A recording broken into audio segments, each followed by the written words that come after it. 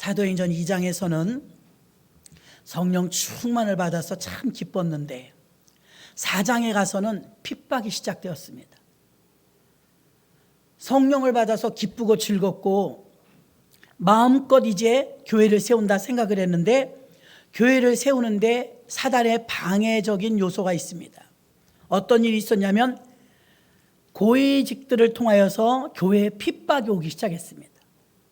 교회에 어려움이 오기 시작했습니다. 이제 막 교회가 태어나서 교회가 막 활발하게 부흥되고 발전되고 있는 찰나에 이토록 찬물을 끼얹듯 정치 지도자들을 통하여서 교회가 핍박을 받게 되는 일이 생겼습니다. 사도행전 4장부터 시작하는 이 핍박으로 인하여서 초대교회가 그때 협상을 하거나 합리화시키거나 주저앉았더라면 오늘날 전 세계 100만 교회는 있을 수 없었을 것입니다. 그러나 그때 초대교인들은 강하고 담대하게 그럴수록 더 기도했고 그럴수록 더 예배했고 그럴수록 더 교회는 믿음을 지키고 부흥한 줄로 믿습니다. 그러므로 이렇게 전 세계 오늘날 100만 교회가 생겨져 하나님께 영광 돌리는 일이 있었던 것은 1세기에 있었던 교회가 승리했기 때문에 21세기에는 우리 교회도 승리할 줄로 믿습니다. 극심한 박해 가운데서도 사도들과 교회는 성령 충만하고 교회에 모이기를 힘썼습니다. 지난주에도 말씀드린 것처럼 언제나 이 세상에는 두 부류의 사람이 있습니다. 오늘 제목이 뭐 이래 그럴 겁니다. 사람들이 외면하는 설교, 사람들이 외면하는 것은 과연 무엇일까요? 지독하리 많지 사람들이 교회와 복음에 대해서 냉담할 때가 얼마나 많은지 모릅니다. 우리나라도 70% 이상이 무신론자들입니다. 우리나라도 어느새 무신론 국가가 되어버렸습니다. 우리의 자녀들이, 우리의 가족들이 교육을 받을 때에도 전부 신앙이 없는 사람들에게 지도를 받습니다. 무슨 비전과 무슨 세계관을 바라볼 때 기독교적인 세계관을 가르치겠습니까? 그러므로 교회가 교회의 활동과 교회의 교육과 교회를 통한 부모님들의 신앙교육이 더 절실할 때인 줄로 믿습니다. 2절과 10절에서도 보니까 십자가 이야기를 합니다. 그리고 복음을 거부하는 사람들의 이야기가 나옵니다. 얼마나 싫어하는지 모릅니다. 그들은 누구냐면 제사장들, 성전 맡은 자, 사두개인들, 하나님을 안 믿는 사람들이 아닙니다. 하나님을 믿는 사람들입니다. 1절에서 말하고 있지 않습니까? 1절에서. 그 2절에서도 백성을 가르침과 예수를 들어 죽은 자 가운데 부활하는 도전함을 싫어하여 아주 싫어했다는 것입니다. 10절에서도 십자가에 못 박고 하나님이 죽은 자 가운데서 살리신 나사렛 예수 그리스도의 이름으로 이 사람이 건강하게 되어 예수 이름을 말하니까 17절에서는 이후에는 이 이름을 아무에게도 말하지 말라. 18절에서도 도무지 예수의 이름을 말하지도 말고 가르치지도 말라. 질색을 했다는 것입니다. 여러분 우리 마음 같아서는요 복음을 증거하고 누군가가 길을 지나가는데 전도를 한다면 나는 예수 믿는 사람이니까 저희가 전도를 나가보면 그래요. 예수 믿는 사람을 만나면 얼른 나가서 드링크를 사주는 사람도 있습니다. 핫팩을 손에 쥐어주는 분도 있습니다. 음료수를 사주는 분도 있습니다. 그런 분은 손꼽힐 정도로 몇 안 되지만 거기에 또 가끔 그런 사람 만나면 핍박하는 사람, 쓸데없이 지금 무슨 짓이냐고, 누가 이거 넣으라고 그랬냐고 거부하고 반항하고 외면합니다. 전도해보시면 전도 현장에서요 싸늘함을 느낄 수가 있습니다. 이 세상엔 두 부류의 사람밖에 없다고 했습니다. 저와 여러분은 예수 이야기하면 좋아합니다. 성경에서도 2장, 3장, 4장에서도요 복음을 베드로가 증거하니까 어떤 일이 있었느냐 3,000명, 5,000명씩 회심했답니다. 아멘. 나 예수 믿겠습니다. 그리고 예수 믿는 자들이 그렇게 많아졌는데 거기에 사두개인, 제사장, 이 율법사들 이런 사람들은 소위 하나님을 믿는다는 사람들인데도요 이들은 외면했습니다. 극구 싫어했습니다. 반대했습니다. 지금도 똑같습니다. 1세기 때나 지금 21세기 때나 반응은 똑같아요. 예수 믿을 사람, 믿는 사람은 환영할 것이고 의미 있게 말씀, 메시지를 받아들일 것이고 지금도 얼마나 극렬하게 저항하고 외면하고 싫어하는 사람이 있는지 모릅니다. 두 부류밖에 없어요. 언제나 이 두 부류의 충돌이 있을 뿐입니다. 베드로는 앉은 베개를 고쳐주었습니다. 솔로몬의 행각에 사람들이 인산을 이루니까 그들이 원했던 기적을 보여준 것이 아니라 메시지를 선포했습니다. 지난주에 말씀 전했죠. 메신저, 메시지, 매뉴얼 세 가지를 말씀드렸습니다. 온전한 메신저가 됐던 베드로가 온전한 메시지를 예수 그리스도의 복음을 전하고, 사도들은 좀 뒤에 나오겠지만 사도들은 매뉴얼대로 움직였습니다. 우크라이나 사태라든가 북한에서 미사일을 쏘았다거나 대통령 선거 때문에 하루에 뒤죽박죽에는 그 지지율이라든가 관심 없는 사람이 어디가 있겠습니까? 대한민국에 사는데 다 관심이 있죠. 그런 모든 일들 가운데서 여러분 목사님들은 언제나 유혹을 느낍니다.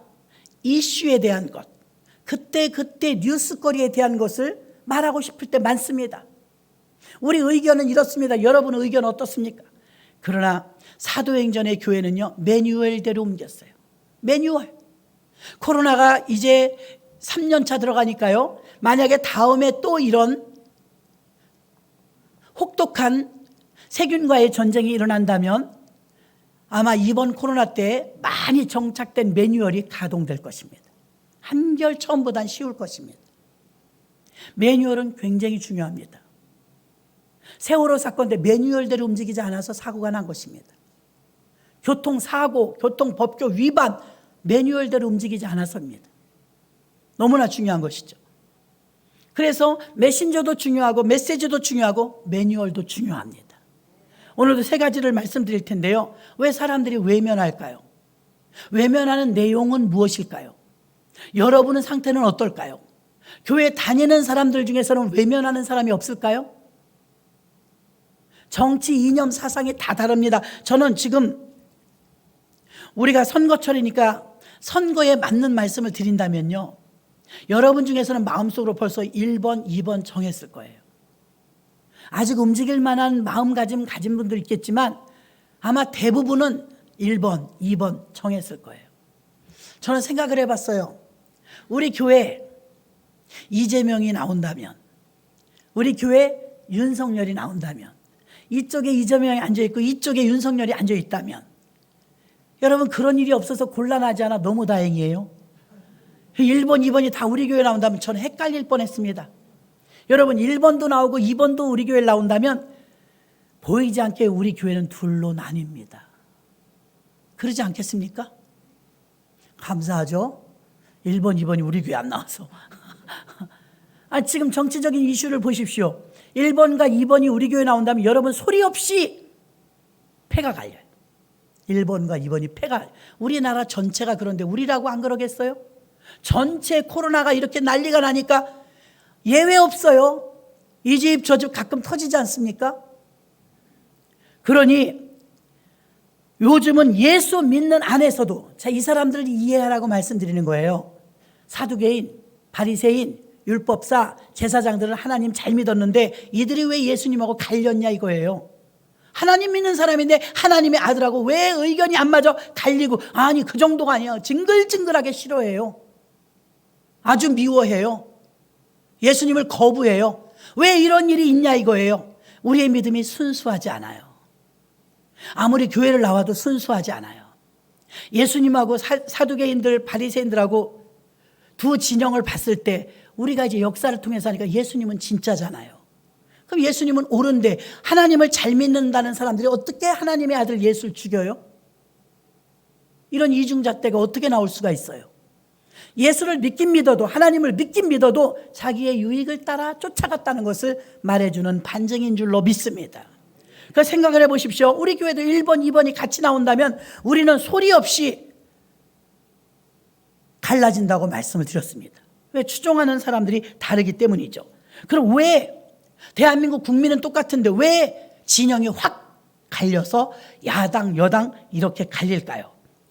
그 이유는 아무리 교회를 다녀도 이념, 사상, 정치, 문화, 종교관 이런 것들의 지배를 받는 기독교인들은요, 아무리 교회를 다닌다 해도 기독교 안에서도 결국은 이 사단의 괴략으로 인하여서 자기 욕심에 이끌리는 부분으로 쏠린다는 것입니다. 내게 이익이 되는 쪽으로, 그쪽에 편을 들어준다 이 말입니다. 정치적 이득과 권력 투쟁으로 인해 서로 분열과 반목으로 하나 되지 못하고 종교적인 카르텔이 일어나고 있다는 것은 안타까운 사실입니다. 이것이 기독교 내부자들 사이에서 일어나는 일들입니다. 1번도 교회 다닐 수 있고 2번도 교회 다닐 수 있습니다. 누가 더 하나님을 잘 믿는지 모르지만 전부 기도할 땐 하나님 내 편이 돼주세요 기도할 것입니다. 다윗은 그렇게 기도하지 않습니다. 내가 하나님 편 되기를 원합니다. 하나님은 그러한 자를 찾으실 줄로 믿습니다. 코로나 팬데믹이 장기화되면서 기독교를 무너뜨리려는 세력들이 많습니다. 과열되고 있습니다. 온갖 음모와 술수로 교묘한 방법과 법과 제도를 만들어가면서 기독교를 탄압하고 궁극적인 목적은 한국사의 무신론 국가를 만들려. 신은 없다. 공산주의들은 신은 없다고 정의를 내렸어요. 니체도 그랬습니다. 진정한 그리스도인들은 오히려 이럴 때 더 말씀으로 무장되어야 될 줄로 믿습니다. 우리의 교회와 가정과 다음 세대가 세워지고 하나님의 언약과 은혜가 대대로 흘러내려가려면 말씀을 분명히 알아야 합니다.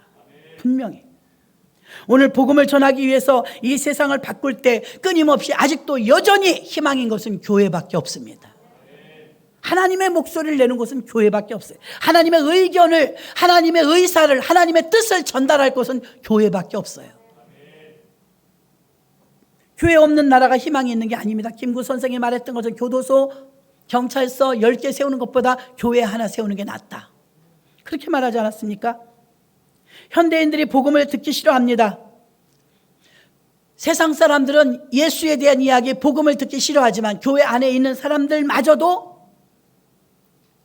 복음 중에 복음을 전하면 오히려 지루해하는 분들도 있습니다.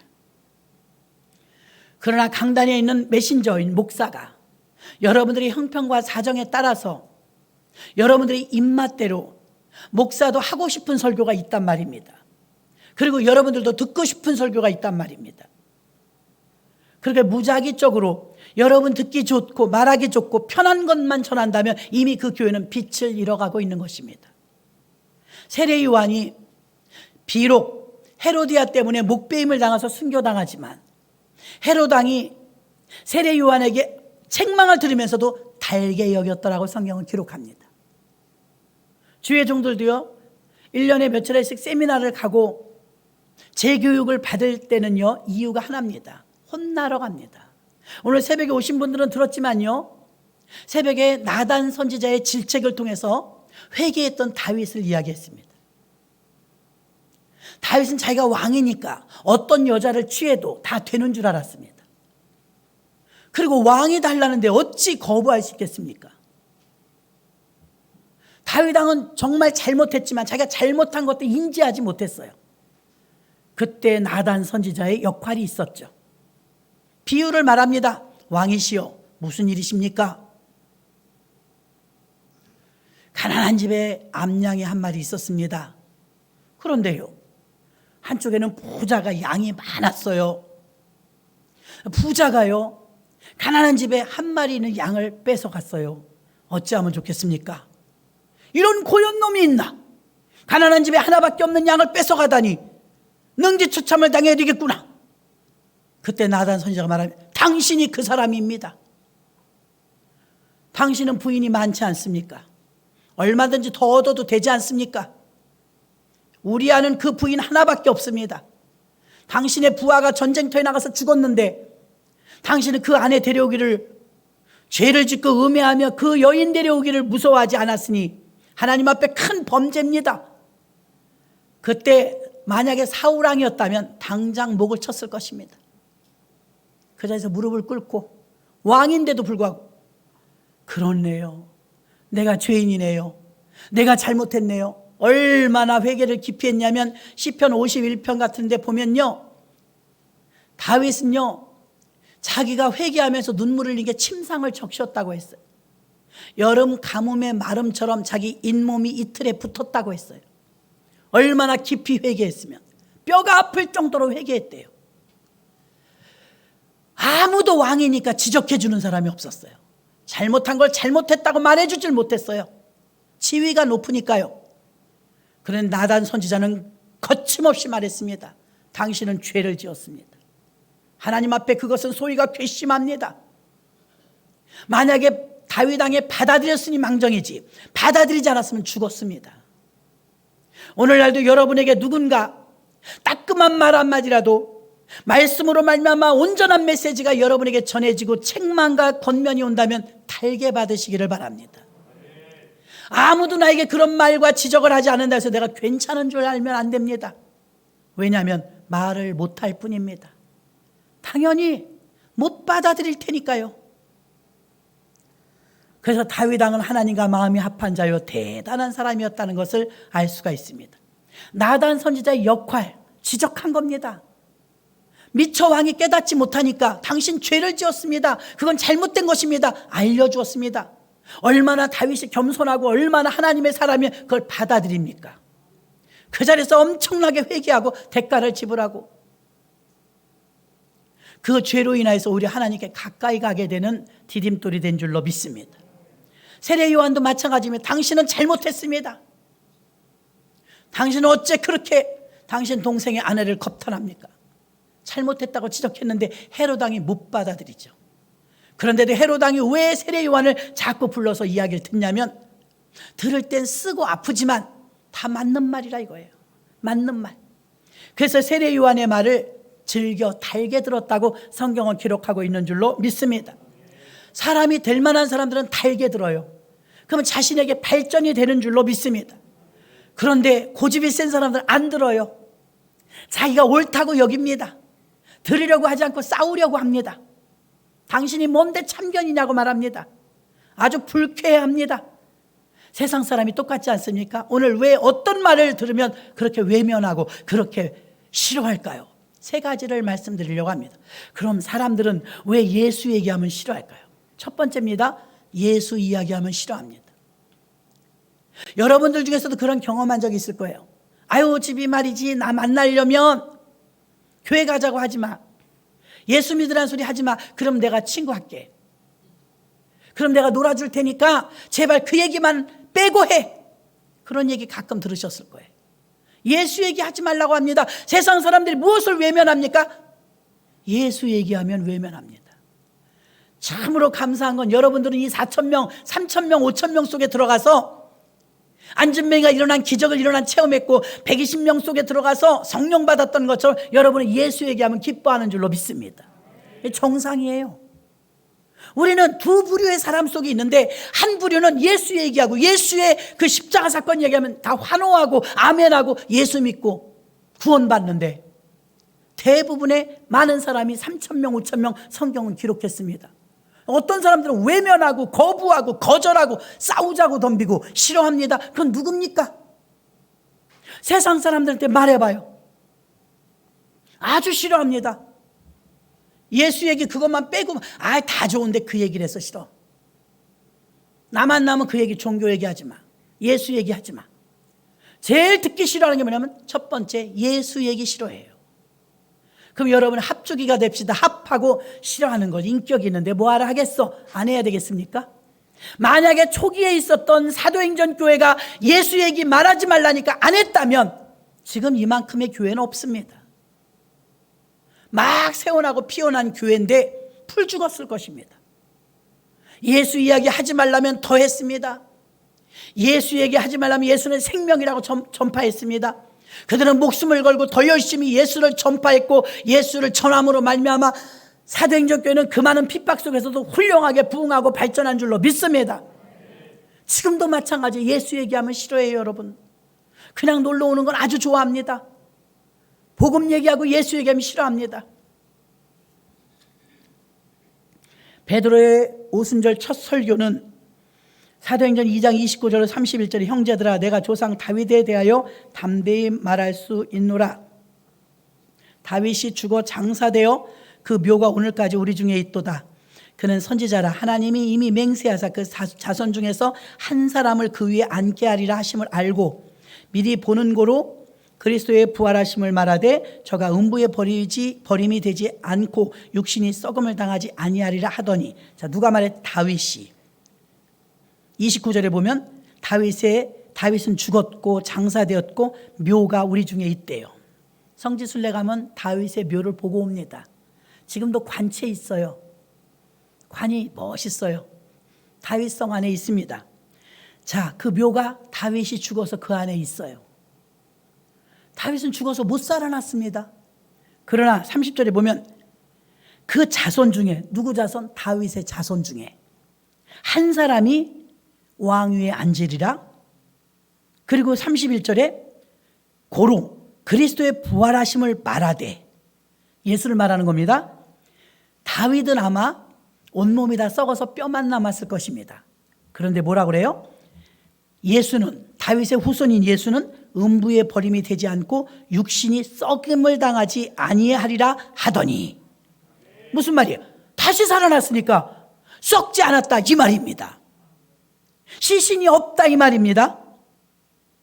음부에 가지 않았다 이 말입니다. 다윗은 예수께서 영원히 음부에 버려지지 않을 것이며 육체가 썩음을 당하지 않을 것이라고 예언했습니다. 다윗은 구약의 인물이고 그는 죽었고 그 무덤은 지금 있고 그는 다시 살아나지 못했습니다. 그러나 그의 후손 예수는 다시 살아나셨습니다. 때문에 베드로는 하나님이 예수님을 다시 살렸다고, 그러므로 하나님의 아들이라고 나는 확신한다고 예수를 선전한 것입니다. 예수는 하나님의 아들입니다. 그는 썩지 않았습니다. 죽었으나 다시 살아났습니다 하고 외쳤던 것입니다. 한번 생각을 해보시고, 왜 예수를 얘기하면 싫어할까요? 실제로 저도 많은 사람을 만나서 전도하다 보면요, 듣기 싫어해요. 소원이니까 예수 얘기하지 마세요. 교회 가자는 얘기하지 마세요. 굉장히 세게 나갑니다. 요 앞에 12단지, 14단지만 나가도요, 전도하러 가잖아요. 사납습니다. 얼마나 사람들이 싸나운지 몰라요. 싸나워가지고 막 살쾡이처럼 덤빕니다. 누가 이거 전도지 넣으라고 그랬냐고. 말도 못하게 싸납습니다. 여러분 생각해 보세요. 예수님이 떡을 달래요, 밥을 달래요. 왜 그렇게 싫을까요? 이유를 생각해 보셨습니까? 사두개인, 바리새인, 율법사는 왜 예수님 그렇게 싫어할까요? 외면하고 거절하고. 예수 얘기하니까 지금 막 발끈해가지고. 예전에 어떤 분이 교회 다녀도요, 성화되지 않으니까 그래요, 누가 밉대요. 옛말에도 그런 말이 있습니다. 며느리가 미우면 뒤꿈치도 밉대요. 남편이라도 미우면 밥 먹는 것도 미울 때 있어요. 사람이 미우면 그 사람 얘기만 해도 진저리를 냅니다. 그 사람 이름만 들어도 막 뭐라고 합니다. 근데 오늘 본문 말씀 속에서도요, 예수 이름만 얘기하는데도 막 진저리를 냅니다. 아니 1세기 때 교회 때도 이런 일이 있어요. 예수 얘기하니까요, 막 싫어하는 거예요. 거부하고 거절하고, 얘기하지 마, 예수 이름 얘기하지 마, 이름도 말하지 말아요. 이름도 얼마나 싫으면 이름도 얘기하지 말아요. 아니 예수님이 얼마나 선량하신 분이고 좋은 일을 많이 하셨는데 그렇게 싫어할까요? 지금도 강박한 많은 사람들이 그렇게 똑같습니다. 예수 얘기하지 말라고, 교회 얘기하지 말라고, 교회 가자고만 해보라고. 도대체 왜 그러냐 이거. 왜? 무슨 손해가 있다고. 여기 본문 말씀의 내용은 이렇습니다. 사두개인과 제사장들과 바리새인들은 부활이 없다 하는데 예수님 부활했다는 거 믿을 수가 없는 거예요. 그리고 예수님이 하나님의 아들이라는 걸 인정하면 어떻게 되느냐? 인정하면 자기들이 심판을 받아요. 지금 말하지 않습니까? 사도행전 3장 13절로 15절 봅니다. 아브라함과 이삭과 야곱의 하나님 곧 우리 조상의 하나님이 그 종 예수를 영화롭게 하셨느니라. 너희가 저를 넘겨주고, 보세요, 너희가 저를 넘겨주고 빌라도가 놓아주기로 결안한 것을 너희가 그 앞에서 부인하였으니, 너희가 거룩하고 의로운 자를 부인하고 도리어 살인한 사람을 놓아주기를 구하여. 바라바로 바꿨죠. 한 사람을 풀어주는 전례가 있는데 살인자 강도 바라바를 풀어주라고 그러고 예수님이 십자가 못 박으라 했습니다. 그 얘기입니다. 14절, 너희가 거룩하고 의로운 자를 부인하고 도리어 살인한 사람을 놓아주기를 구하여. 15절, 생명의 주를 죽였도다. 그러나 하나님이 죽은 자 가운데서 살리셨으니 우리가 이 일의 증인이로다. 12사도가 하는 말이에요. 지금 우린 다 봤다. 살아있을 때도 봤고 죽은 것도 봤고 다시 살아난 것도 보았다. 여러분, 사람이 너무 미우면 어때요? 죽여요. 미움이 극에 달하면 살인을 저질러요. 도대체 얼마나 미웠길래 예수님을 죽였을까요? 꼴 보기 싫은 겁니다. 그래서 죽인 거예요. 얼마나 미우면 죽이냐 이 말입니다. 베드로의 이 설교를 듣는데 불편한 거예요. 막 듣기 싫은 거예요. 왜 예수 얘기를 해? 종교 지도자들이 하나님의 아들이라고 예수님을 말하니까 막 다 들고 일어나는 거예요. 우리의 전능하신 하나님은 어디다 비키냐? 목수의 아들 아니냐? 예수를 우리가 인정하지 못해. 예수 이름 말하지도 마. 그들이 예수님을 이렇게 압니다. 4대 성인 중에 하나. 그래, 공자 맹자나 석가모니나 예수나 다 같아. 이러면 그래. 예수님의 급을 내려놔야 자기들 마음이 편안한 거예요. 사람 중에 좀 위인 정도 된다. 그러나 하나님의 아들까지는 아니지. 그건 내가 인정하지 못해. 요한복음 1장 1절로 3절 봅니다. 태초에 말씀이 계시니라. 이 말씀이 하나님과 함께 계셨으니 이 말씀은 곧 하나님이시니라. 보세요. 그가 태초에 하나님과 함께 계셨고 옛날부터 계셨대요. 만물이 그로 말미암아 지은 바 되었으니 지은 것이 하나도 그가 없인 된 것이 없느니라. 아멘. 예수님은 창세전부터 이미 하나님이셨어요. 태초부터. 인간을 창조할 때도 예수님도 같이 사역하셨어요. 이사야 9장 6절 이는 한 아기가 우리에게 낳고 한 아들을 우리에게 주신 바 되었는데 그 어깨에는 정사를 메었고 그 이름은 기묘자라 모사라 전능하신 하나님이라 영존하신 아버지라 평강의 왕이라 할 것임이라. 예수님의 수많은 별명이 나오죠. 한 아기가 태어났는데 그분은 하나님이래요. 전능하신 하나님이라 영존하신 아버지라 평강의 왕이라 할 것임이라. 아멘. 예수님은 완전한 하나님이시고 완전한 인간이시며 성육신한 한 분인데 이걸 거부하는 거예요. 성육신의 뜻은 전문 용어입니다. 하나님이신 그분이 육신의 몸을 입고 오셨다. 근데 우리는 모두 DNA가 있기 때문에 아담의 후손이라 죄인이에요. 태어나면 무조건 죄인이에요. 그런데 예수님은 남녀간에 합방을 해서 태어난 아이가 아니기 때문에 성령으로 잉태됐기 때문에 예수님의 몸은 DNA가 죄가 없어요. 하늘나라에서 오셨기 때문에. 그럼 하나님이신 그분이 인간의 몸을 입고 오셨다. 이거 준 말이 성육신이에요. 성령 하나님이 인간의 몸에 오셨다. 이걸 못 믿는 거예요. 믿을 수가 없겠죠. 그리고 안 믿는 거예요. 인정을 안 하는 거. 왜 인정을 안 하느냐? 예수님이 하나님이라고 받아들이면 자기들이 죄를 진 걸 죽였거든요. 십자가에다 매달아 죽였거든요. 그럼 심판을 받잖아요. 죄의 삭은 사망이라. 심판을 받을까 봐 두려운 거예요. 그래서 인정하면 안 되는 거예요. 히브리서 1장 5절로 6절 하나님께서 어느 때에 천사 중 누구에게 너는 내가 내 아들이라 오늘날 내가 너를 낳았다 하셨으며 또 다시 나는 그에게 아버지가 되고 그는 내게 아들이 되리라 하셨느뇨. 또 맏아들을 이끌어 세상에 다시 돌아오게 하실 때 하나님의 모든 천사가 저에게 경배할지어다 말씀하시며 그렇습니다. 예수님은 천사도 경배하는 대상이에요. 사람이 볼 땐 천사도 존귀하잖아요. 근데 천사가 경배하는 대상이 예수란 말입니다. 예수님을 싫어하고 반대하던 사람들은요, 그런 예수님을 믿지 않을 뿐더러 얼마나 미우면 십자가에 처형시켰습니다. 꼴 보기 싫다 이거예요. 가끔 원한에 의해서 살인사건들이 뉴스에 나옵니다. 미워서 죽이는 거예요. 미워서. 1세기 때 이 종교 지도자들이 한 일이 무엇이냐면 예수가 미운 거예요. 왜 예수 얘기하면 아주 듣기 싫어했습니다. 극노하고 외면하고 거부하고 싫어했습니다. 그래서 세 가지입니다. 그들이 여기서 성도들이 외면하는 설교가 아닙니다. 사람들이 외면하는 설교라고 그랬습니다. 여러분들은 사람들입니까? 성도들입니까? 성도들이 되어야 될 줄로 믿습니다.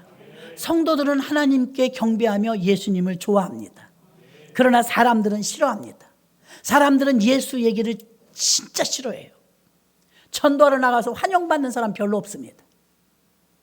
두 번째, 사람들은 또 그 다음에 무엇을 싫어할까요? 십자가 사건을 싫어합니다. 십자가 사건. 드라큘라라는 영화에 보면 귀신이 나타나면, 드라큘라가 나타나면 무엇을 보여줘요? 십자가. 여러분, 십자가는 기독교의 상징이며 예수 그리스도의 구원의 표징입니다. 그래서 십자가 사건이 없이 예수는 있을 수가 없어요. 십자가의 고난이 없이 부활의 영광이 있을 수 없어요. 기독교인에게 있어서 가장 큰 매력과 가장 큰 미는 덕은 십자가입니다. 십자가를 많이 진 사람들이 그 교회가 훌륭한 교회입니다. 십자가를 거부하는 교회가 훌륭한 교회가 아니라 십자가를 과감하게 지는 교회. 제가 하겠습니다. 예, 제가 하겠습니다. 십자가를 지는 교회가 좋은 교회인 줄로 믿습니다.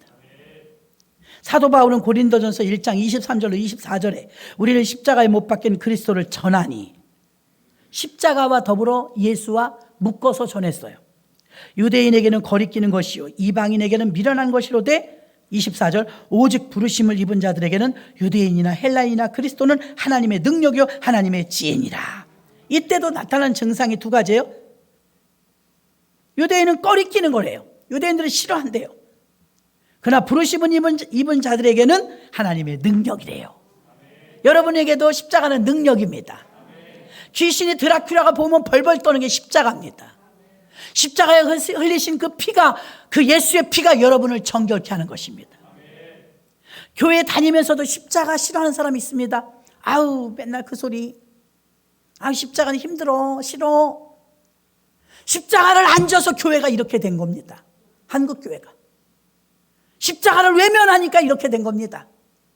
우리가 무슨 모임의 친목회 공동체입니까? 십자가 공동체인 줄로 믿습니다. 십자가 때문에 우리 형제자매가 된 것입니다. 우리 모두는 예수 가족이에요. 예수 가족. 신앙생활 즐겁게 할 때 저 옛날에 생각해 보면요, 먼 친척보다 몇 배 나아요. 교우 간의 사랑이 얼마나 뜨거운지 정말 피를 나는 형제입니다. 이것은 예수 가족이라는 증거인 줄로 믿습니다. 당시 유대인들은 십자가에서 죽은 예수를 가장 싫어했대요. 자기들이 죽여놓고 아주 싫어하는 거예요. 반대했습니다. 자신들의 메시아는 강력한 군사 지도자나 어마어마한 왕권세를 가지고 와야 환영할 텐데 마국간에서 태어난 목수의 아들이 하나님의 아들이라니 싫다는 거예요. 내 마음에 안 맞으면 싫다는 거예요. 아, 나 교회 다니면 막 삐까뻔쩍해갖고 이렇게 될 줄 알았더니 아, 나 벤츠차가 안 오네. 나니 그만 다닐래. 그런 분들, 여러분의 벤츠차 사주려고 오신 분은 아닙니다. 세상을 정복하고 이스라엘 나라를 속국에서 화려한 왕궁으로 데뷔하게 해주는 지도자, 기가 막힌 왕이 태어나기를 고대하고 있었습니다. 자기들이 생각한 메시아, 자기들이 생각한 왕하고 틀려요. 예수가 너무 초라해, 너무 빈약해. 그래서 싫다는 거예요. 여러분, 예수 믿으면서 내가 생각한 믿음의 방향대로 안 되면 교회 떠나는 사람 많습니다. 내 생각대로 안 되면 떠나는 사람 많습니다. 우리의 믿음이 얼마나 철없는 믿음이며 우리의 믿음이 얼마나 주관적인 믿음입니까? 화려한 왕궁에서 태어나고 강력한 군사 지도자나 세상을 정복할 만한 그런 리더, 그런 임금, 그런 예수를, 그런 메시아를 원했던 것인데, 이렇게 초라한 예수, 우리가 막 때리니까 맞고 십자가에서 뭐 그래도 살아나는 거라도 기적이라도 보여줄 줄 알았더니 그냥 맥없이 죽어버렸어요. 저런 예수 싫다는 거예요. 모멸감을 느꼈어요. 예수 십자가에 죽었는데 그분이 하나님의 아들이라는 모멸감을 느끼는 거예요. 죽였으면 끝났는데, 십자가로 죽었는데 생각하기 싫은데 자꾸 왜 상처를 끄집어내? 듣기 싫은 걸 자꾸 끄집어내. 너희가 죽인 예수를, 너희가 십자가에 못 박아 죽인 예수를 하나님이 살리셨도다, 이러고 막 설교하는 거예요. 싫어하는 거예요. 첫 번째 예수 얘기, 예수 이름 하면 싫어했고, 두 번째는 십자가 사건 얘기하면 싫어하는 거예요. 사도행전 3장 14절로 15절, 너희가 거룩하고 의로운 자를 부인하고 도리어 살해난 사람을 놓아주고 구하였으니, 아까 같은 내용입니다. 생명의 주를 죽였도다. 그러나 하나님이 죽은 자 가운데서 살리셨으니 우리가 이 일의 증인이로다. 아멘. 너희가 선택했다 이거예요. 선택. 예수님이 십자가에 죽으신 것은 하나님의 뜻이고 정하신 것이었지만, 십자가에 못 박기까지 그 일을 하나님이 허락하셨지만 그 일에 도모된 자들은 보응을 다 받았습니다. 유대인들은 도저히 십자가에 죽은 예수가 하나님의 아들이라고 예수님의 제자들이 막 선포하고 다니는데 미치겠는 거예요. 싫어서. 왜 세상을 구원할 사람이 비참하게 십자가에서 죽었냐 이거예요. 목수의 아들이니까 그렇게 허접하게 죽지 않았냐 이거예요. 우리가 생각한 메시아는 저런 사람이 아니라는 것입니다. 예수의 죽음은 예수가 십자가에서 죽으면서 마지막으로 테텔레스타이, 그 말을 번역하면 다 이루었다. 다 이루었다. 세상 사람들은 죽으면 다 끝났다고 합니다. 다 이뤘다. 무엇을 이뤘어요? 우리가 영원히 죽을 수밖에 없는데, 가망이 없었는데 우리에게 회생할 수 있는 기회를 주었으니 예수가 십자가에 달려 죽으심으로 죄값을 다 지불하셔서 다시 우리를 저 어둠에서 빛의 나라로 옮겨놓는 걸 다 했다 이 말입니다. 완성했다 이 말입니다. 다 이루었다. 우리 살리려고 오셨는데 그 목적을 다 이루었다. 에베소서 2장 14절로 16절. 그는 우리의 화평이신지라 둘로 하나를 만드사 중간에 막힌 담을 허시고 원수된 것 곧 의문에 속한 계명의 율법을 자기 육체로 폐하셨으니 이는 이 둘로 자기 안에서 한 세 사람을 지어 화평하게 하시고 또 십자가로 이 둘을 한 몸으로 하나님과 화목하게 하려 합심이라. 원수된 것을 십자가로 소멸하시고. 아멘. 마지막 16절 보세요. 십자가로 이 둘을 한 몸으로 하나님과 화목되게 하려 하심이라. 하나님과 우리는 에덴 동산에서 선악과를 먹음으로 갈라졌죠. 그리고 나서 예수님이 십자가에서 다 이루었다면서 붙은 거예요. 다시 화목하게 된 줄로 믿습니다. 하나님과의 관계가 끊어졌었는데 하나님과의 관계가 다시 화목하게 된 것은 십자가 때문입니다. 그러니 복음을 증거하고 교회에서 십자가 얘기를 안 하면 이거는 빛이 아닌 것입니다. 그래서 사도들은 열심히 십자가 사건을 외쳤던 것입니다. 예수님의 십자가는 원수된 자들이 하나님과 화목을 이루기 위해서 자기를 낮추시고 죽기까지 복종하심으로 베드로는 십자가를 싫어하는 그들 앞에서 담대히 더 설교했습니다. 본문 10절에 말씀한 것처럼 고린도전서 2장 2절에도 바울도 이렇게 말했습니다. 내가 너희 중에 예수 그리스도와 그의 십자가에 못 박히신 것 외에는 아무것도 알지 않기로 작정하였노라. 나는 배운 것 많고 아는 것 많지만 나는 이제 십자가밖에 자랑할 게 없다. 그 십자가가 나를 살렸으니 나는 십자가만 자랑할 것이다. 갈라디아서 2장 20절도 내가 그리스도와 함께 십자가에 못 박혔나니 그런즉 이제는 내가 산 것이 아니 오직 내 안에 그리스도께서 사신 것이다. 이제 내가 육체 가운데 사는 것은 나를 사랑하사 나를 위하여 자기 몸을 버리신 하나님의 아들을 믿는 믿음 안에서 사는 것이다. 아멘. 누가 나 대신 죽어줄 사람이 있어요? 깡패들도 의리는 있어갖고요, 형님 하는 그 사람이 죄를 지면 뒤집어 쓰고 교도소에 가는 사람도 있대요. 의리라나? 자기네 형님 보스가 교도소에 갈 일이 생기면 자기가 그런 일 했다는 거예요. 대신 감옥에 가는 거예요. 그럼 보스가 이제 뒤에서 가족들도 돌봐주고 영치금도 넣어주고 죄값 다 치르고 나오면 이제 도와주겠죠. 그럼 보스 입장에서는 자기가 교도소 가야 되는데 부하가 갔으니까 고맙죠. 의리 지켜줬으니까. 사람끼리도 이렇게 작은 의리만 지켜도요 무언가 보장이 돼요. 예수 그리스도께서 세상에 우리한테 뭘 바라고 기대할 게 있다고. 여러분, 사람이 우리가 이 화폐 시대 전에는요 물물교환 시대가 있었잖아요. 지금도 원시족들은 그렇게 살아요. 물물교환 여러분 해보셨어요? 학교 다닐 땐 하잖아요. 너 내가 연필 줄게, 너 샤프 줄래? 바꾸는 거예요. 물물교환. 내가 감자 줄게, 너 고구마 줄래? 우리 사과 있는데 너네 배 있지? 바꿔 먹을래? 물물교환. 비슷한 것끼리 하잖아요. 가격이 비슷한 것끼리.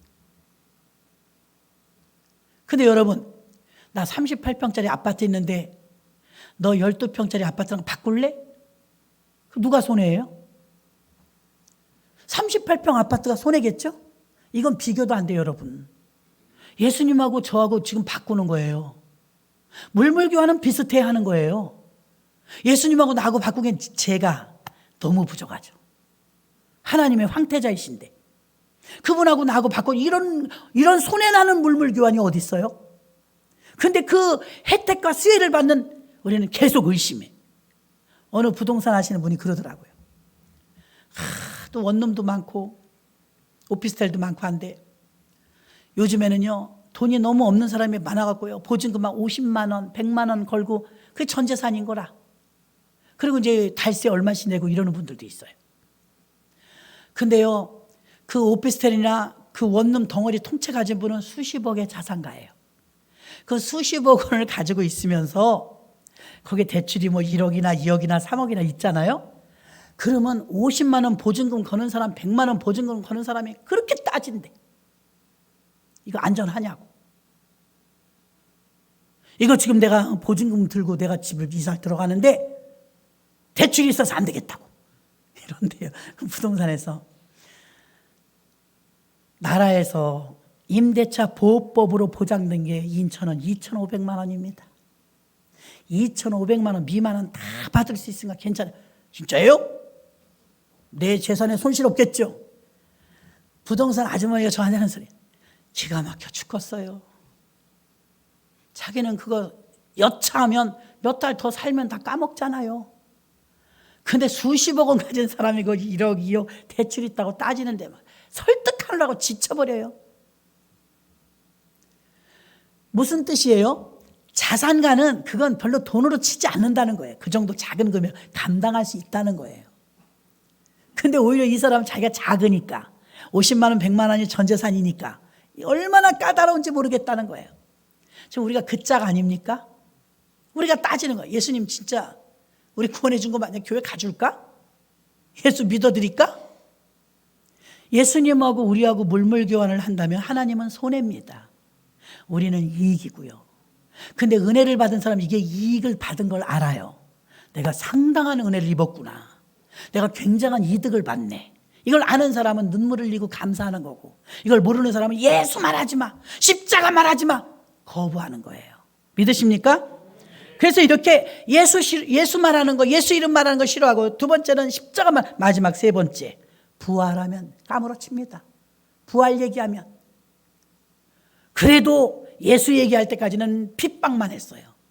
그래도 십자가 사건 얘기할 때는 이망 부득부득 갈았어요. 세 번째 부활 얘기하니까 고발해버렸어요. 고발. 그래갖고 감옥에 갔어요. 하루 귤을 살아요. 1절에서 우리가 또 읽었잖아요. 1절에서 똑같이 나옵니다. 사도들이 백성에게 말할 때 제사장과 성전 맡은 자 사두개인들이 이르러 백성을 가르친가 예수를 들어 죽은 자 가운데 부활하는 도 전함을 부활 얘기하는 걸 싫어하여 저희를 잡음에 날이 이미 저문고로 이튿날까지 가두었으나, 봐요, 가두었으나 그래도 4절 봐요. 말씀을 들은 사람 중에 믿는 자가 많은 남자의 수가 약 5천이나 되니. 할렐루야. 그런 가운데도 믿는 사람은 받아들인 거고 안 믿는 사람은 구류시켜버렸어요. 감옥에 넣었단 말입니다. 예수님은 건축자들의 버린 돌이 모퉁이의 머릿돌이 되었다고 말하고 있는 줄로 믿습니다. 지금도 안타깝게도 강단에서 점점 복음이 사라지고 있습니다. 설교의 내용 가운데 십자가의 죽음, 부활, 또 예수 이야기하면 바깥 사람은 외면하고 싫어하지만 교회 안에 있는 사람은 아유 또 그 소리야. 맨날 예수 얘기야. 그럼 뭐 들으러 오십니까?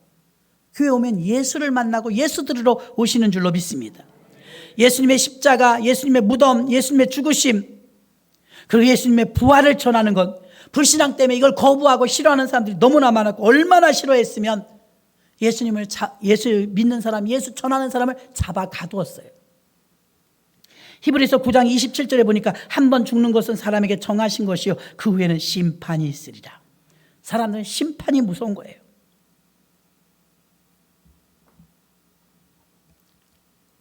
예수님이 마르다에게도 말했습니다. 마르다의 나를 믿는 자는 영원히 죽지 아니하리라. 나를 믿는 자는 영원히 죽지 아니하리라. 이것을 내가 믿느냐? 물었습니다. 마르다는 믿지 못했습니다. 예수님의 부활이 완전한 승리고 예수님의 부활이 클라이막스고 예수님의 부활이 없다면 다른 종교도 다 착하게 살라고 말합니다. 선행을 이야기합니다. 그러나 기독교가 차별화된 것 중에 하나는 꽃 중의 꽃은, 복음 중의 꽃은 부활입니다. 예수님은 부활하셨습니다. 이 부활의 믿음이 우리에게 들어오면 사람으로서는 다윗까지 아무리 왕이라 할지라도 죽었고 묘를 삼았고 관에 들어갔지만 예수님의 시신은 썩지 않았다고 말했습니다. 그분은 부활하셨기 때문입니다. 우리에게 이 부활의 믿음만 들어오면 절대 절망은 없습니다. 실패와 좌절 속에 있을지라도 오뚜기처럼 일어날 수 있는 이런 힘은 부활의 신앙이 있을 때 가능합니다. 아무리 어려움이 있다 할지라도, 전쟁 중에 있다 할지라도 부활의 주님만 붙잡으면 우리가 6.25를 통해서 이렇게 발전한 것처럼 우크라이나도 그런 역사가 있을 줄로 믿습니다. 부활의 신앙에 들어가야 되는 것입니다. 우리에게 부활 신앙이 없다면 매일 처져 있을 것입니다. 그러나 부활 신앙 때문에 두렵고 무서웠던, 공포에 떨고 있었던 제자들이 문빗장을 걸어 잠그고 숨어 있었는데 부활하신 예수님이 오시니까 너희에게 평강이 있을지어다. 에이레네, 그 나라 말로 에이레네, 전쟁을 종식하는 그런 평화를 말하는 것입니다. 우리에게 부활만 있다면 무엇이 두려워요? 아니, 저 예수가 미워갖고 죽여버렸더니 살아났네. 또 죽이면 또 살아날 거 아니야.